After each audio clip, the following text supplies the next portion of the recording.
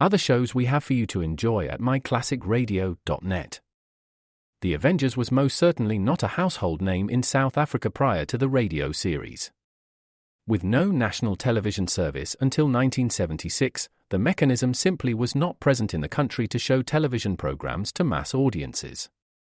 While many other countries reveled in the filmed adventures of John Steed and company, South Africa was not equipped to join in the fun. The series took Britain by storm and made a major impression in the American markets, being that greatest of rarities, a British series given a network transmission slot. However, as a filmed series, rather than a videotaped one, The Avengers was able to gain a modicum of exposure in South Africa through film rentals. Come and listen at myclassicradio.net.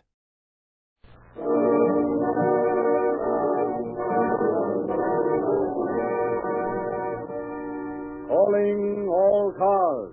A copyrighted program transcribed and dedicated to the prevention of crime. Calling all cars, attention all cars, broadcast number 198. Regarding a hold-up at 5th and Market Street at 8:30 a.m. this day. No description of hold-up man available. The only money which can be identified is a $100 bill. That is all. Gordon.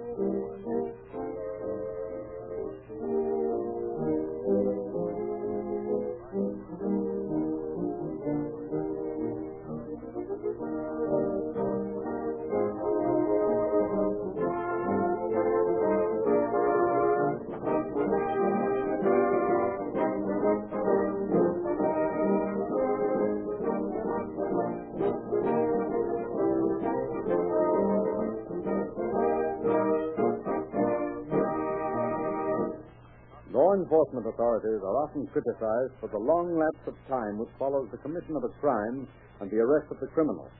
In many cases, this is due to the inability of the victims to furnish the officers with a description of the criminal. It is surprising how few people can give an accurate description of their friends, let alone a description of a person whom they meet momentarily under conditions of stress.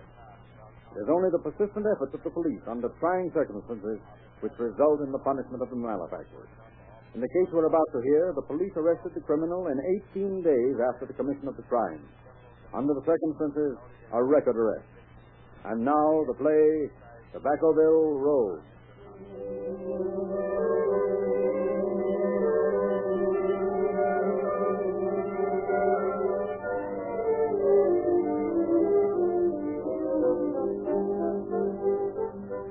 In a cafe near the harbor district of Long Beach, a group of men from the fleet are enjoying their first meal ashore. At a table near a window that looks out across the water, a man and a woman sit talking. Do you have to go tomorrow? Yes, I've got to, Holly. I've been trying to get him to send me to the base hospital for 3 months now. Ship's doctor says it's the only place. Oh, I wish you didn't have to go. It won't be long. Pretty soon I'll be as well as I ever was. Then we'll do the things we always do. Oh, I wish they could do something about that cough, darling. It seems to tear you out so. No, I'll be all right. You wait and see. Oh, say, I forgot to give you this. Got it for you in Honolulu. What is it? Look, you unscrew this little gadget here. Like this. There you are. It's a marble. No, it's a piece of agate I picked up on a little coral island down close to Tahiti. The natives believe that it's a magic stone. Anyone who wears one always has good luck. Do you believe in it? I don't know. I had that a long time. I had it when I met you. When I found that necklace in Honolulu, I put it in there and brought it home to you. Don't talk, darling. It upsets you so. No. Don't you worry about me. It'll work out. Oh, and before I forget it, here's the money for the trip back home. Don't you think I should stay with you? Well, you can't very well stay at the hospital with me. Wouldn't help any for you to be down here. I wish you could see the baby again before you go. So, I guess I won't be able. You take good care of me. You know I will. If anything happens to me, there's enough insurance. Oh, don't talk that way, Fred. Nothing's going to happen to you. You'll get well, and in 3 months you'll be out of the Navy, and we'll get that little place you've always wanted, and we'll settle down, and you could get a job, and everything will be swell. Think I can feel that sure about things. Oh, you will. You wait till you get up to San Francisco and get all settled, and you'll be all right in no time at all. Hello, Colleen. Gee, I haven't seen you in the coon days. How you been? Yeah. Margaret, it's good to see you again. Why, it's like old times. You're looking all right. Oh, I am all right. Oh, may I present a friend of mine, Marcel James? Miss Colleen. Mrs. Huh? Mrs. Bannow. This is my husband. How do you do? Pleased to meet you. Ralph's an old friend of mine. You've heard me speak of Ralph Holmes. Oh, sure. I feel like I know you already. How long has this been going on? Oh, the marriage? Yeah. Oh, 4 years at least, hasn't it, Fred? 4 years and 3 months. I see you're in the service. Yeah, I'm a musician on the Utah. Good, so? I used to be at Norfolk. That's where I met my wife. She comes from Tobaccoville, North Carolina. Why, I know lots of people in Tobaccoville. You do?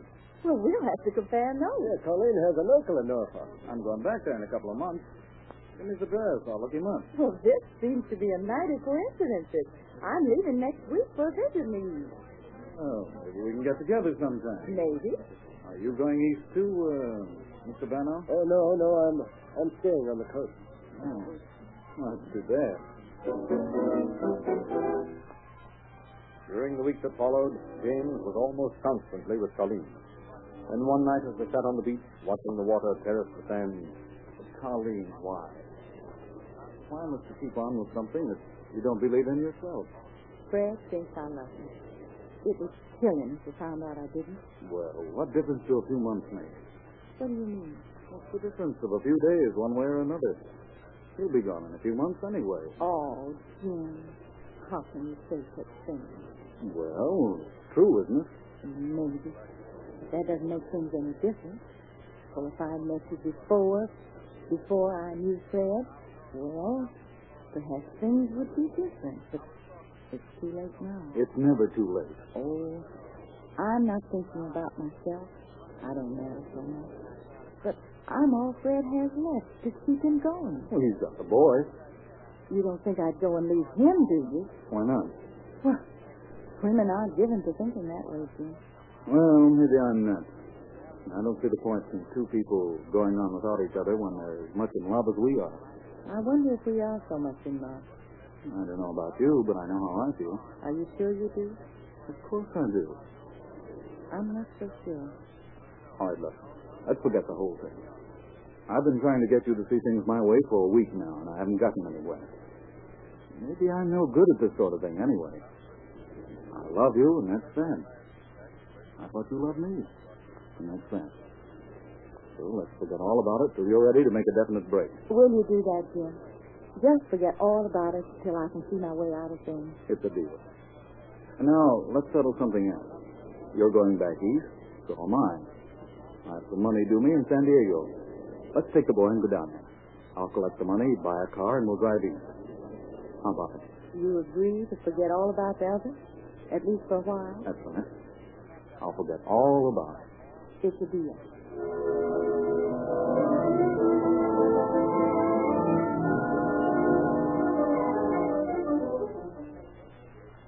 Here's a hotel that Ralph said would be pretty good. Does Ralph live down here in San Diego? Yeah, he runs the filling station out of town. Oh, we'll have to look him up.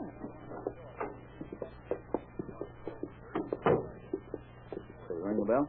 Might as well. Seems to be a slack season. Pleasant fellow, isn't he? You have rooms? Certainly. Oh, we'd like one... Two. Two. Now make up your mind. 2 rooms with bath. 2 beds, too, huh? By all means. Got any baggage? Much too much. Well, we ain't got room for that much. Oh, we'll manage. Now, if you'll just let us register... Go ahead, help yourself. Shall I register for you too, Colleen? Ain't you two married? Why, yes, why? Oh, sure. That's all right.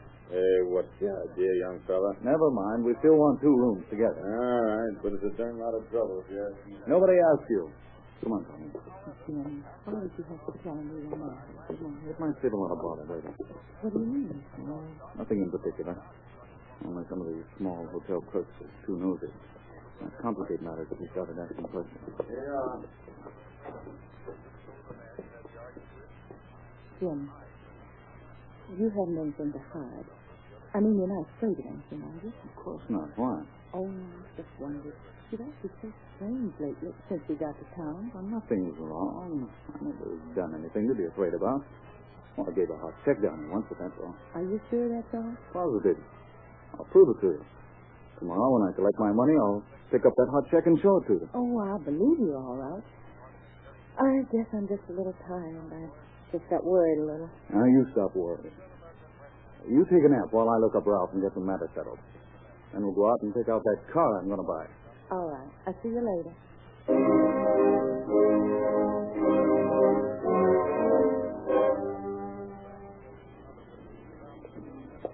Here's the place Ralph told me about. He said we could get delivery quicker here than anywhere else. I don't like this kind of a car, though. Well, I've tried them all, and this is the only agency that can get us a car by tomorrow. I guess that's that, then. We might as well go in. Oh, good afternoon. Could I help you? Yeah. We're looking for a car. A sedan, preferably.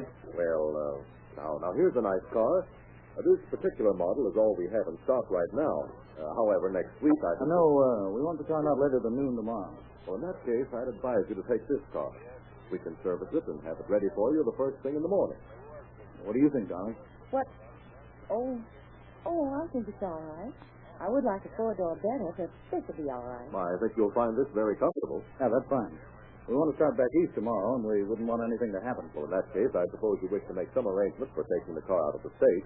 The finance company. No, we'll pay cash when we get the car. Oh, well, in that case, we'll have all the papers made out tonight before the girl goes home, just in case you come before she gets down in the morning. Now, what name shall I register? Just register the car in my wife's name. Colleen Woodruff. All right, Mr. Woodruff.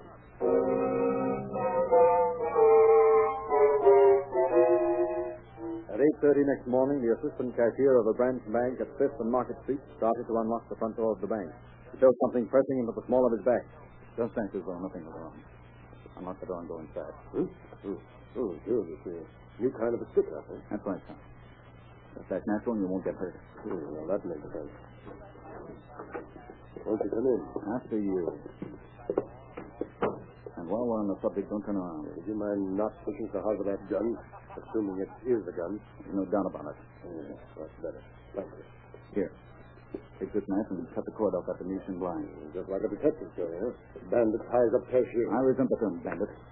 I'm merely opening an account. You better open it quick, or Mr. Long will be coming in that door, and it might make him very angry to find you here, keeping me from getting the bank open. We'll save a piece of cord for Mr. Long. Now, if you'll be so kind as to go back into those little booths back there. Those are reserved for customers. They clip coupons in them. I'm sorry, but they'll have to serve our needs. I think number 1 will be for you.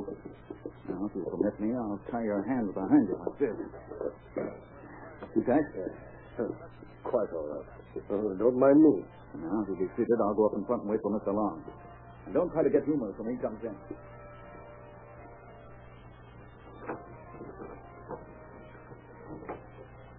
Now, Mr. Long, just keep turned around. Walk straight back to the coupon booth. Huh? How did you get in here? I came in with your assistant cashier. He's already resting. You can't get away with this. You were, Mr. Long. I have gotten away with it. I'm practically finished. Will you go ahead? Thanks. Now, think it'd be better to put you in booth number 2. I don't want to disturb Mr. By the way, what is your name? Walrus. Mr. Walrus has been very nice to me. I'll finally have your keys, Mr. Long. Thank you. Now, you'd better get Mr. Walrus' keys and come with me. I'll need you to open the vault. How do you expect to get around the burglar alarm? I've already taken care of that. I'm going to open the main vault. I'll just let you take what you have in your cage cover. That won't be much. That'll be enough. Okay, here we are. Now, let's get going. Put the money on top and open the other drawer. Now, if you just return to the booth, but don't turn around. All right, gentlemen. I'll be seeing you. Don't try any funny stuff. I'm very nervous when I have a gun in my hand.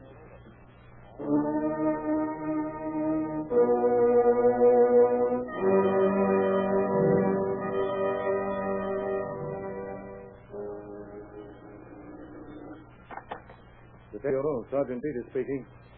Where? When? All right, we'll be right down. Come on, boys. Hold up at Fifth and Market. Get going. Okay.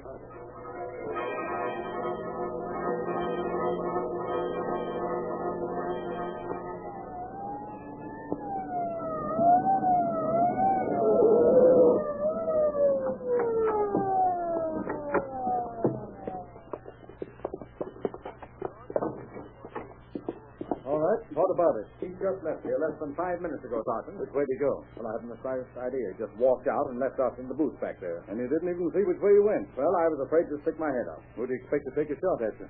Well... Never mind. What did he look like? Well, I don't know. What? Well, he told me not to turn around, and I didn't. Mr. Walwick, how about you? Did you see him?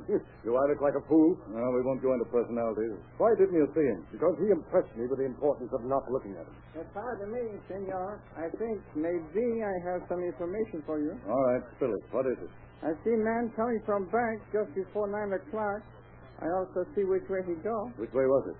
He took a taxi cab right here at the corner, but first he walked down Market Street. I get it. Walked around the block. What did he do then? He get in taxi with package in his hand, wrapped up in newspaper. Then he drive away. What kind of a cab was it? Kind of gray color it was, I think. Yes, that was it. Okay, thanks. Hey, Wes, let's check the cab company.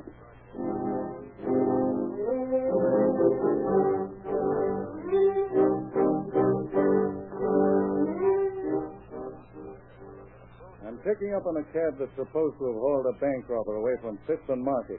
Got anybody who made a haul from there? No direct call. Al Ogle was supposed to be around that neighborhood. Maybe he got a fare there. He just come back. Hey, Al, come here. What's up, boss? Hiya, Petey. Say, Al, did you pick up a fare at Fifth and Market about 30 minutes ago? Yeah, how'd you know? You just held up the bank on that corner. No. Gee, he must have had the money in that paper package when he got in the cab. Did you take it with him? I don't know. I think he left the paper in the cab. Let's look.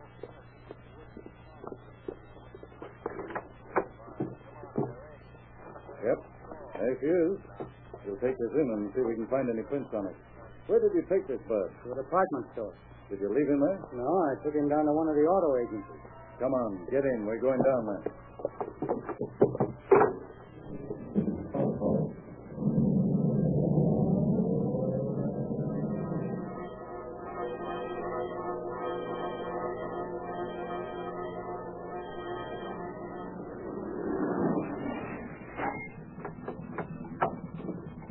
This the place? Yeah. You wait here. Good morning. Looking for a new car today? No, I'm looking for a man who just came here in a cab. Oh, you must mean Mr. Woodruff. Well, he just drove away a few minutes ago. Did he buy a car? Yes, sir. Paid cash, too. Let's see the money. Why, sure. Right in the office here. What's wrong? My hunch is right. This bird just held up a bank. Oh, it couldn't be Mr. Woodruff. Why, he was in here yesterday and told me he'd be back today and pay cash for the car.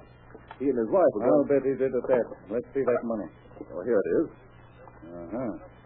I thought so. Two $50 bills and 100 and a lot of 20s. That fits the description of the money taken from the bank. Got this bird's address? No, but I heard him tell the taxi driver to take a package to the Silver Star Hotel. You did. Thanks, Mr. Rogers. We'll see you later.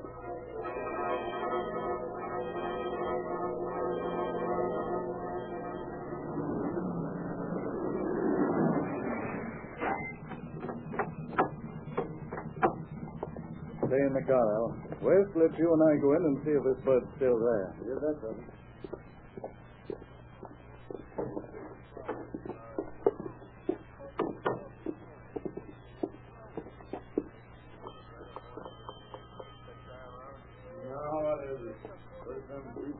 Check out in a hurry, and now that blasted bell's ringing again. What's that about somebody checking out? What's it to you? They're police officers. Don't get funny. Answer my question. That man and that woman with the little boy came in here yesterday and checked out all in a hurry just a little while ago. Yeah? Where'd they go? How do I know? What'd this man look like? He's about as old as I am.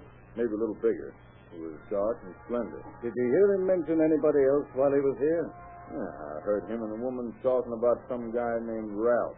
He runs a filling station somewhere south of town. You get a lot of information, don't you? I keep my ears open and my mouth shut. Yeah, I've noticed that. Well, if this monkey comes back, call us, will it? Maybe.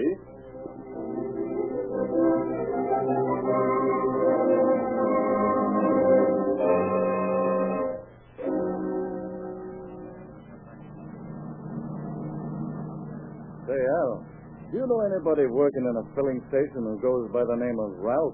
Oh, let's see now. Nope, that's another fellow.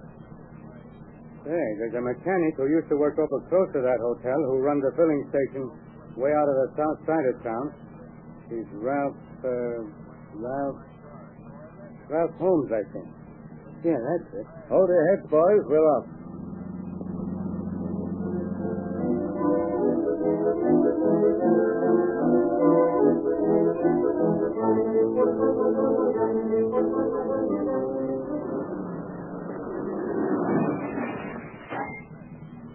Morning, Jake.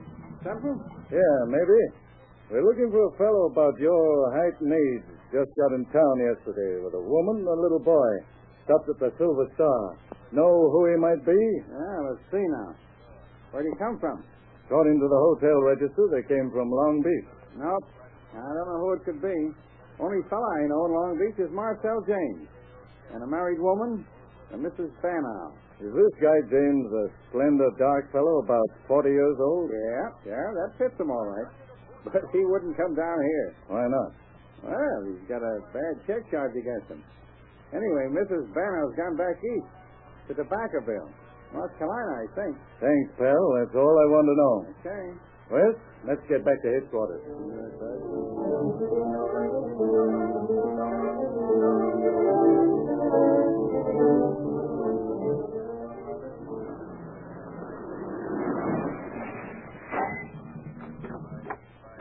Well, Al, that's about all you can do, I guess. We've kept you off the job long enough. Don't mind me. I love it. Come on, Wes. Let's check that hot paper report. Okay.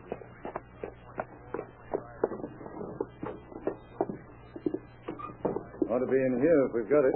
Hey, I remember that check case. He gave a bum check to a hotel man about a year ago. James, that's the monkey. We even got a picture of him. He left it in his room. Yeah, right. Here's the dope right here. Marcel James. So he's heading east, eh? And she's going to Tobaccoville, North Carolina. My, what a nice reception they're going to get.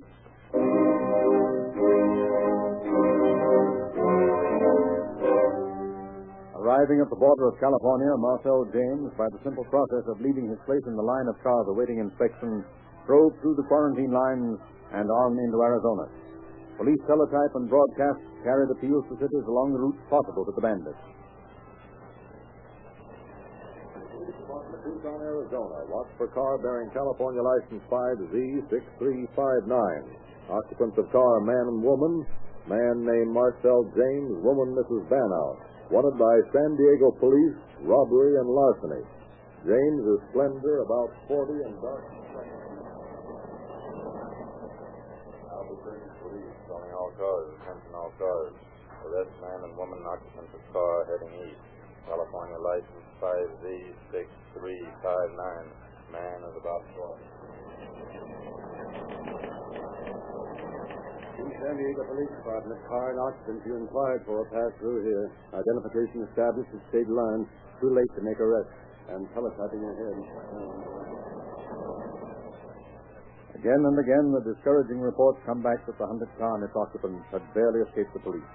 One fact was certain. Mrs. Banow was headed for Tobaccoville. and the additional information had been obtained that James had relatives in Norfolk, Virginia. These 2 points thus became the centers of police attention. Hello, Bill. Seen any suspicious cars today? The Norfolk Police Department on the job, eh? Yeah, we always keep looking for them. Yeah. Got a description from the California boys down in San Diego. Looking for a Chevy coach with a man and a woman and a little boy in it. They're on their way to Tobaccoville. And what's the number? 5Z6359. And you got the motor numbers? Yeah, M4763175. All right, we'll keep a lookout for it. Now call me up if you hear anything or see it. Okay. Say, Joe, here's a new license number, what we're to look out for. Okay, put her on the hook. I'll get it later. All right. Yes, sir? Something I could do for you? Yeah, can you tell me whether it's a good hotel? For the three of you? Yeah, my wife and little boy. The stranger's here. Going on to Tobaccoville tomorrow. I see. Well, yes. It's a pretty good little family hotel right across the street there. Oh, thanks. We'll go over and take a look at it. All right. Service the car, will you? Cool. I'll be over in a little later. Yes, sir. What the... 5Z6359. Ooh.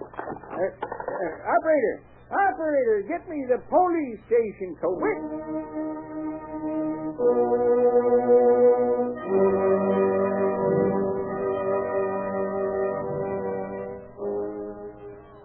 All right, boys. Watch yourselves now. What is it? Police officers, open up. Nothing, you coppers. Come on, Pat. Let's break it in. Oh, no, you don't, James. Drop that gun or I'll let you have it. All right, James. You're under arrest for bank robbery.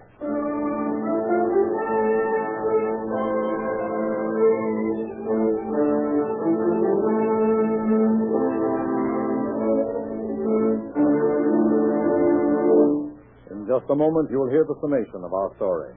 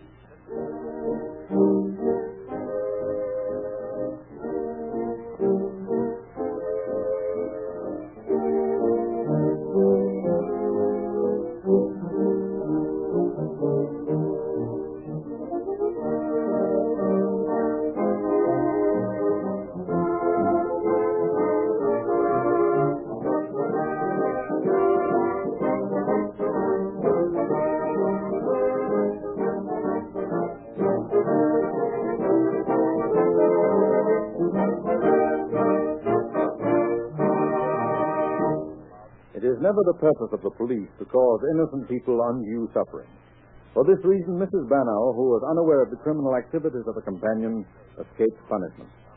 James, however, was sentenced to the federal penitentiary, and most of the money, as well as the automobile, were recovered. No, crime does not pay.